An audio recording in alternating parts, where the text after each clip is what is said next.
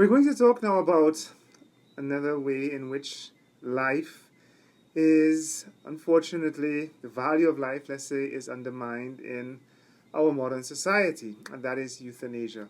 We have a definition from the Declaration on Euthanasia from the church, from one of the church congregations, which which states, by euthanasia is understood an action or an omission which of itself or by intention causes death, in order that all suffering may in this way be eliminated.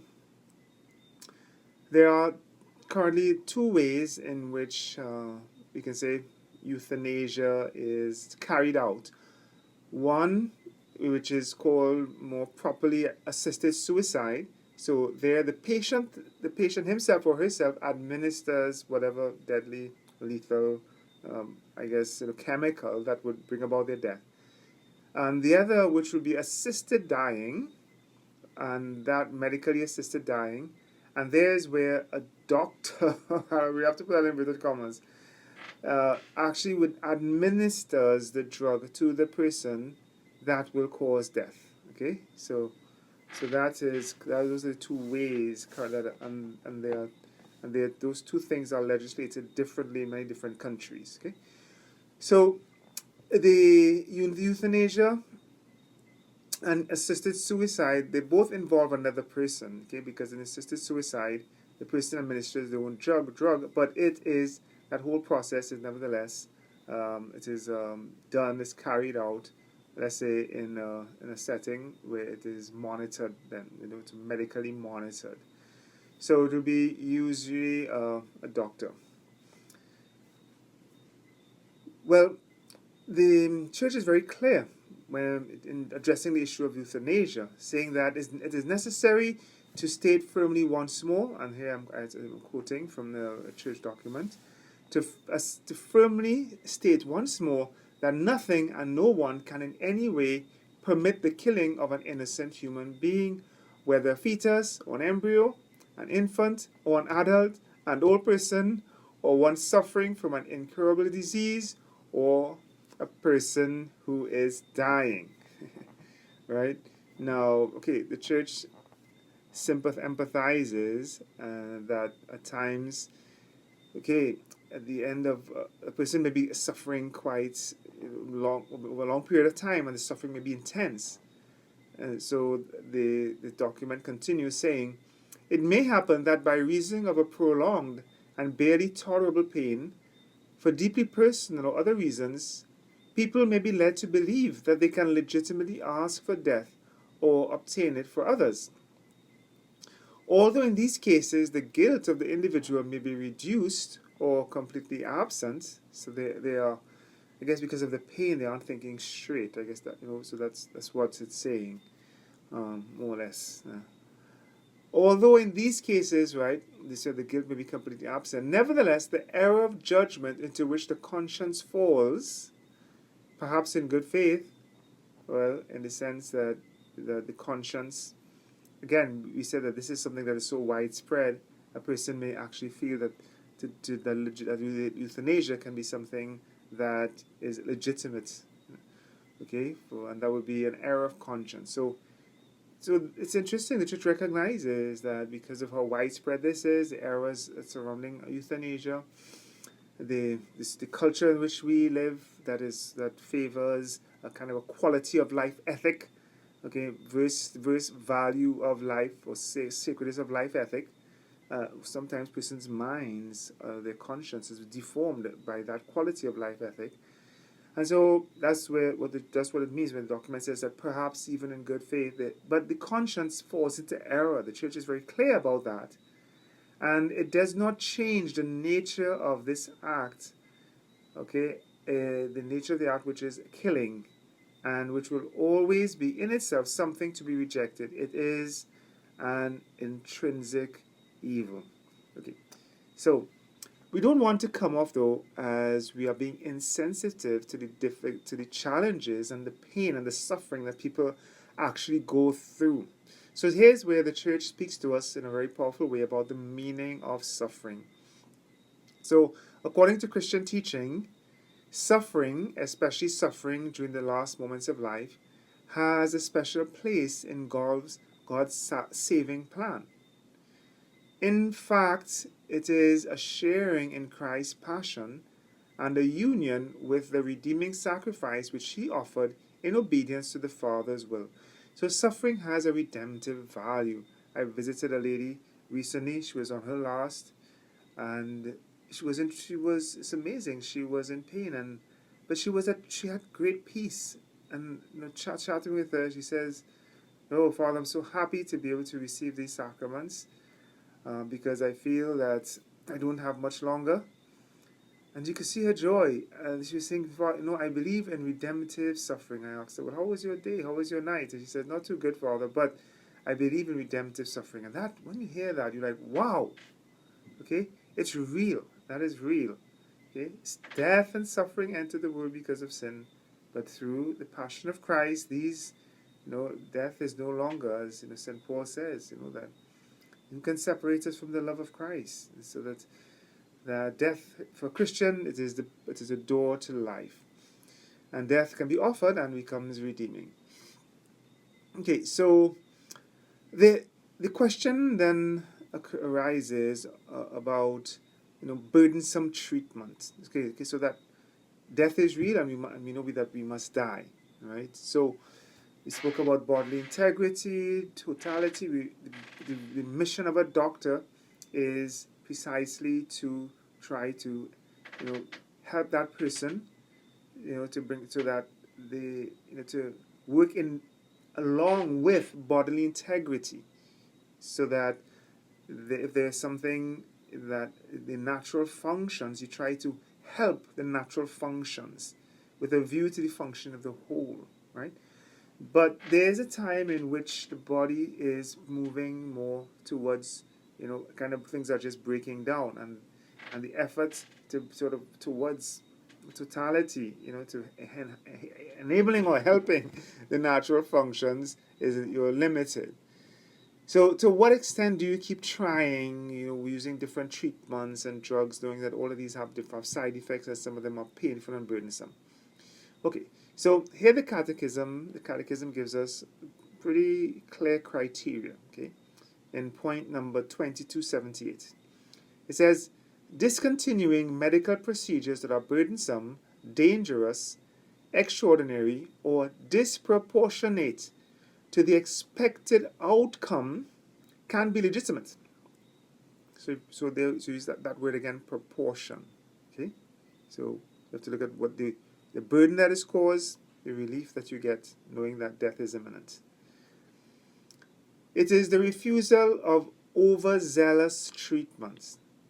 So there are grounds for refusing burdensome treatment when that proportion is lost, and the treatment then can be said to be overzealous. So here, one does not will to cause death. It's a recognition of the inability to impede it, and so we can say that it is just in a way accepted, in that is accepted and it's imminent. The decision should be made by the patient if he is competent and able, so that one should always consult the patient. So sometimes when people are saying, should we, remove these burdensome treatment, ask the person first. Oh yeah, but they're suffering. But still, ask them in a moment when perhaps they're more at peace. Okay, and they're through palliative care, okay, which is very advanced. They can actually have a moment when they can reason clearly and sort of rationally about their situation. Okay, so the patient then should participate with the most well. It should be made. The decision should be made by the patient if he is competent and able, or if not, by those legally entitled to act for the patient, whose reasonable will and legitimate interest must always be respected. So those, sometimes the patient is not able, and those surrounding them will always have to keep in mind the interests and the reasonable will, desire of the patient. Okay, knowing that a patient cannot command someone to take their lives. Okay, that you cannot command someone to do that. That's pretty clear from What we have saying the role of others, it is to to precisely to foster to life. Okay, and but there are grounds to refuse burdensome treatment because of in death is when death is imminent and because death is inevitable. Okay, so on the other hand, the church, the Catechism says in the following point says, even if death is thought imminent, the ordinary care owed to a sick person cannot be legitimately interrupted. The use of painkillers to alleviate the sufferings of the dying, even at the risk of shortening their days, can be morally in conformity with human dignity if death is not willed either as an end or as a means, but only foreseen and tolerated as inevitable. See, so, um, so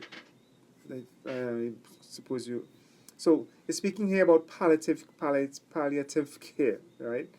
So palliative care does that. So it's sort of trying to make the end, those last moments of a person's life as comfortable as possible, and using painkillers, knowing that sometimes these killers may shorten those person's their days, but they enable those days to be lived in a dignified manner. So palliative care is a special form of disinterested charity.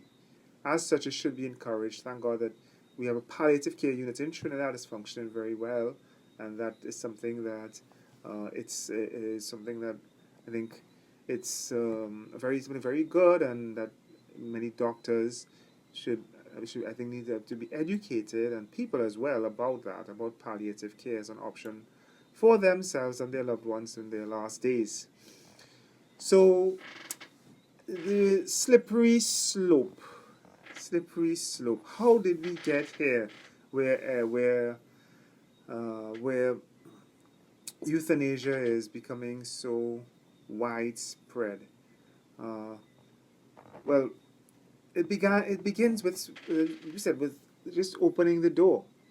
Medical assistance in dying (MAID) was legalized in Canada in 2016. So, MAID, as it is called, has likely killed around 44,500 Canadians as of December 2022. Okay, so the legislation began as with assisted suicide in very extreme, like not extreme, but in very only specific circumstances.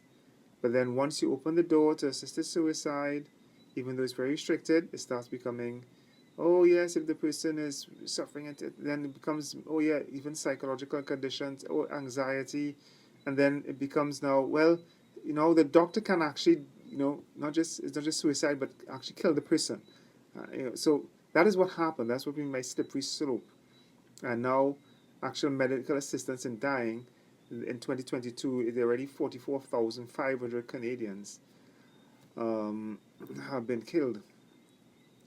It has been reported that the province of Quebec saw a 51% surge in assisted suicides, with 3,663 such deaths being recorded in 2022, compared to 2,427 in 2021. So what we're saying here is that it's really catching on, right? So where the slippery slope works is that you open the door, but then afterwards it's like boom, It seems, it's like all the floodgates are open. So in just 1 year, they had such a huge number of increase in deaths, over 1,000, over 1,200 in a single year. It works out to be 7% of all deaths in Quebec in 2022 were therefore state-sanctioned assisted suicides and medical assisted in dying. Okay, so, and we see how the scope continues to grow, that initially MAID was limited to Canadians suffering from a condition in which death was imminent, where we mentioned that. So the law has since expanded to include non-terminal conditions. And the country is also considering whether to extend MAID scope to the mentally ill. Wow. In the Netherlands, the interpretation of euthanasia has changed to include incompetent people with dementia who have given prior consent. Wow, that becomes sort of very scary. You're not sure, what was their conditions, their circumstances under which they gave that consent. So that is um, sort of that is very very scary, very irresponsible on the part of leaders to open euthanasia to those such a group of persons. Okay, so there are lots of issues then around the euthanasia. One, there's no comeback from a misdiagnosis or space for a change of mind. Right? You're suffering a lot, you say, take my life, but then the pain goes away and you say, hey, oh my gosh, you may change your mind because you realize there's something you want to do for a loved one, or that's somebody's birthday you want to live to celebrate an anniversary that you hadn't that you didn't have in mind from before, that's very meaningful for you. So all of these things, some people, we change our minds all the time. Assisted death is a permanent decision, and is often done when a person fears a painful or difficult death, or is experiencing depression or feeling hopelessness, and so that needs to be understood, and person needs to be helped to become in a psychologically more healthy situation. Okay?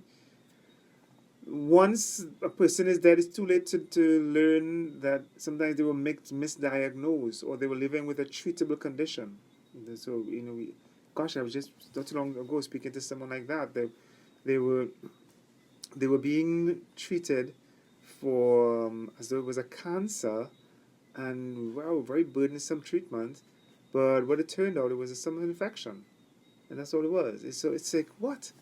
It was a strange sort of infection. That happens. That was real. They were gonna person had trouble breathing. They were gonna pull the plug on him, but then this team of doctors came and they realized that it was something else, right?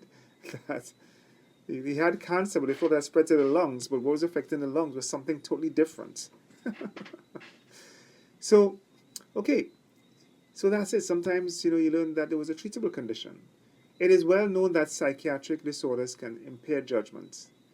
The slippery slope, the choice to kill, also sometimes becomes pressure to kill. We say, okay, everybody has a choice to kill, but then that can become now, when society sort of embraces euthanasia, you start seeing these people as kind of burdens.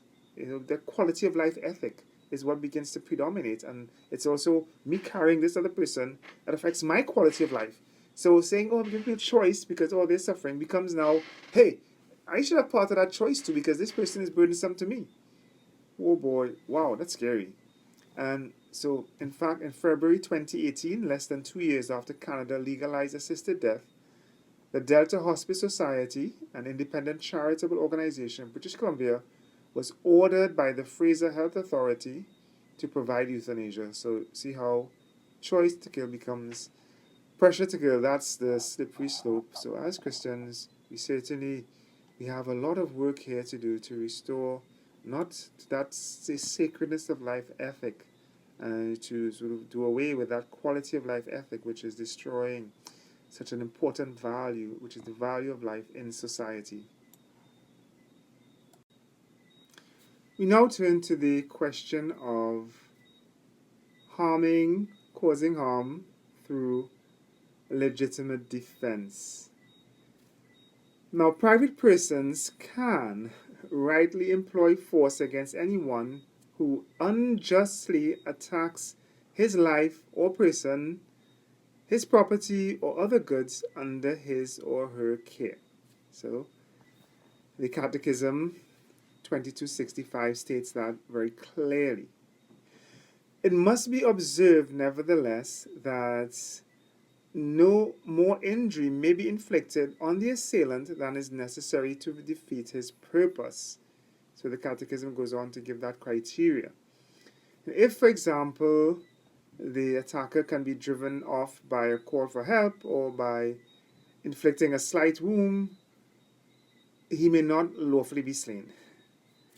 Again, the unjust attack must also be imminent, actually begun, okay, and at least morally speaking. So, in other words, it's not just something that is planned down the road or intended for some future time or occasion. So it's a kind of underway. The people approaching, things like that. They have to be stopped, right? and somehow some means had to be used to stop them. That no, that was not the intent, but it was the means to stop that person would mean at times inflicting some harm or wound that may be fatal. Okay. Now, this idea of defense can also take place on a larger scale, and that is where we start entering to the question about just war. Okay. Legitimate defense could even be an obligation for someone who is in charge and responsible for the common good. So that would be then for the government. The church, however, is very cautious in terms of saying okay for just war. And she prescribes the following criteria. Firstly, the damage inflicted by the aggressor on the nation or community of nations must be lasting, grave, and certain. So that it's linked to what we said earlier in the sense that it cannot be, oh, I feel threatened by my neighbor because they're stockpiling or arms or whatever, so I'm going to attack them, to stop them from building up their defense. No, you cannot conclude from the fact that a nation is trying to be strong that they are going to be attacked. They're going to attack you. Okay, so there must be that that the damage must be grave. So it cannot be just okay that what the damage that the aggressor would cause would mean some economic damage or some port would be damaged or something like that, right? So things that can be repaired, perhaps costly, but but then you don't enter a war for for that something small that was done and perhaps by a group who were just sort of extreme within that place. Okay. Um, all other means of putting an end to it must have been shown to be impractical or ineffective. That's really important. Diplomacy. Have we exhausted all the possibilities of diplomacy? So that is a question that the community must be constantly asking themselves in a very objective manner. There must be also some possibilities of success. A country can't go into a war knowing that they would just be devastated. The people, the young men who are going into the war, the women who will be left without their husbands and their children. The whole destabilizing of a region by the immigration crisis, and there's no chance. It's like you're going into a war and there's no real prospects of success. It's not. It says that that's something that lawmakers have to sort of realize that it's not reasonable. It's not reasonable to put your people through that suffering when then there's no when there's no chance that you can actually stop that aggressor. Okay, third, and again, the other criteria. The use of arms must not produce evils and disorders graver than the evil to be eliminated. So the power of modern means of destruction weighs heavily in evaluating this condition. So in other words, you go into a war, and it says the arms that you produce, there's an aggressor, but you now drop nuclear bombs right away, one time. Stop it. Gosh, that's like a disproportionate response, right? So you just, the people now are, the radiation to generations and all that, right? So there's no proportion there, right? So in terms of the kinds of weapons that are being used. I mean, I think that's a big issue because the kind of weapons that, especially advanced countries have, it's almost, you should say, that the kind of destruction that's going to be caused, really, you have to say we have to come to the table because it's like, nobody wins. Everybody loses big time. Then finally, the evaluation of these conditions for moral legitimacy belong to the prudential judgment of those who have responsibility for the common good. So it's not just a group to rally other people and then sort of start a war. No, that It can't be just a group, sort of whatever, for whatever reason, starts causing like a war. The governments have to be the ones who legitimately say that we have to have a response, a military response. So those are the criteria that the church gives us, and that's covers for now a legitimate defense. Scandal, very interesting topic. We have been speaking about respect for life. Well, by extension, it means the life of the soul. Okay, so we want to save our bodies, but the soul is more important than the bodies. We must be more concerned about saving our soul than saving our bodies. Now, so the greatest respect that we can show towards ourselves is to honor the presence of God in our soul in grace. That means trying to avoid any sin and offense, because sin against God is where we lose that life within us, the supernatural life within us. So, and then it also means, in a positive way, trying to grow in the life of grace and in love for God, identifying ourselves more and more with Christ by means of prayer and the sacraments. We can understand sin then to be a scandal, okay, in the sense that, sin, okay, every sin in some way is a scandal, because the church is a communion of saints, and when I'm weak, the church is weaker. When I slow down, the whole church slows down. Uh, but but also the fact that human beings are social animals, that our sin also, it has it sort of it is seen, and it is something which we can say, it gives a bad example at sometimes to others, who then are not, who are maybe weaker or whatever reason, and so that may cause, or sort of lead them to have a sort of a lax attitude, a kind of a lax conscience, seeing the sins of supposedly persons who you expect more of, can lead them to then lower the bar and their struggles. Another attitude, a kind of a lukewarm attitude, which leads them to sin or to evil. Well, okay, the person who gives scandal becomes his neighbor's tempter. Okay, so that's, the Catechism states that very clearly. And it goes on and it says, scandal is a grave offense if by deed or omission another is deliberately led into a grave offense. So at times, it's not just your example, as we were saying, but there are cases where, for example, okay, a gang leader can prey on young fellows who don't have fathers, and sort of be that father figure to them with gifts and celebrating their birthdays and so on, but wants them to, peddle drugs. Right? That is really serious sin of scandal. Okay, so one can give scandal in many ways. We gave an example there, but also sometimes even like unfair comments by word or in writing. So you cause another person to judge another person unfairly. It could be immoral shows, that where you weaken a person's the kind of capacity, they give them the temptations to sin. Immoral books and magazines, these sort of things are also scandalous, because they lead other persons to having sort of disordered desires and acts as well. Immodest styles of dressing, that also can lead to this causes the sin of scandal. So we see how important that is.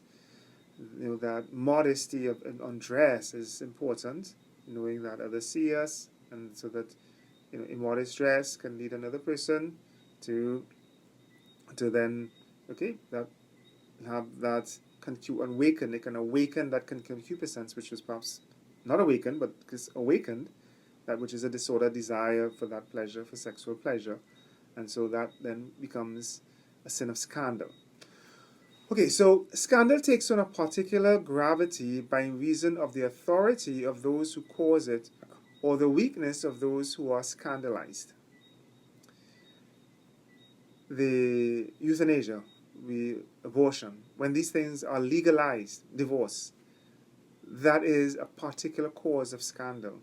When in academia, for example, today, that it sort of it is, you are sort of asked to, it's a sort of adopt these liberal postures, and when that is sort of, it's almost kind of drilled into you.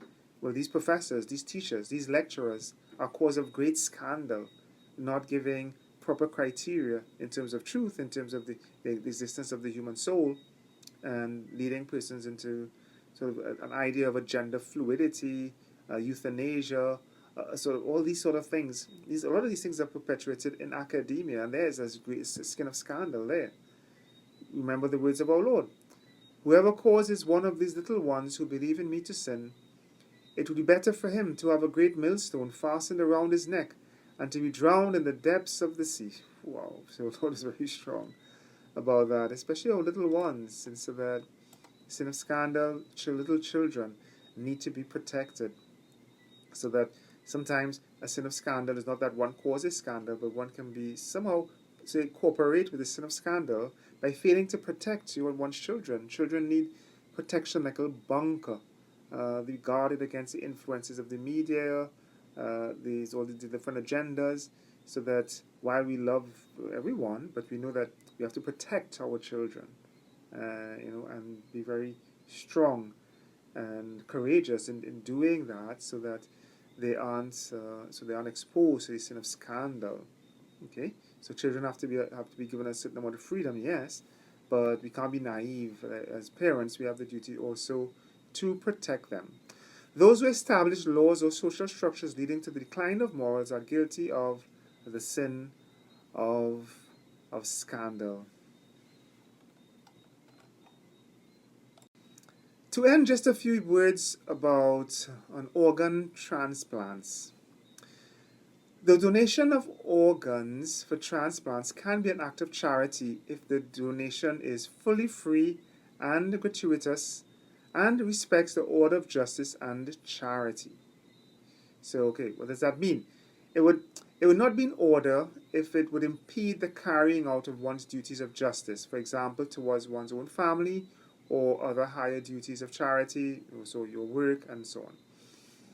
A person may only donate something of which he can deprive himself without serious danger or injury to his own life or her own life and also personal identity, and for a just and proportionate reason.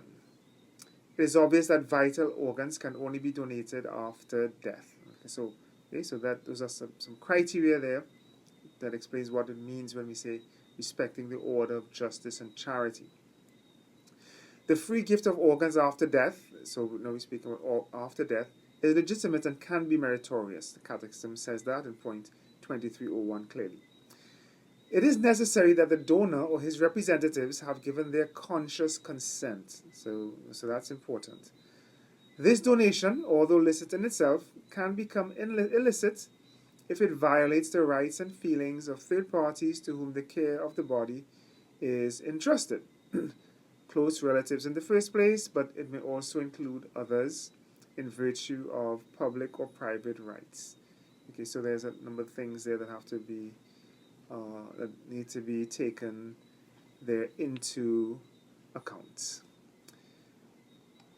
And that's all we have for our fifth commandment. With each video, I'm including a little case study at the end that in the beginning of the in-person class we will discuss, hopefully. This one is Hitler, the final solution. Hitler thought that the German race could be engineered, and what they already were a superior race, and that race could even be engineered by controlling reproduction and things like that. That they could be engineered to be a superior race, and then he wanted that this race would then be, that race would then dominate the entire planet, right? So his vision would then, that would be the progress, and so part of that meant eliminating the persons who were in some way, we can say, weaker, or the persons we felt that were evolutionary way deficient, and somehow that for him, well, the Jews, and so he had to exterminate them, and that was he called the final solution. First, put into they were sort of put into these kind of slums, and they sort of cornered off in their different cities. But then the final solution where this consecration comes. So the question then is, well, I don't know what you think about that. It was a kind of a crazy thing, but how do you, um, he had to say you want progress, yes, but can we ever, for the sake of progress, justify the taking of a human life? Hmm. How can someone actually, be at peace in their conscience about that? What happened that peace? Sometimes you find someone can be so cold about taking a human life for what they understand to be progress. Hmm. Well, it happens, and it's happening actually today in many, many ways, and that is something that maybe we can discuss a little in person when we meet.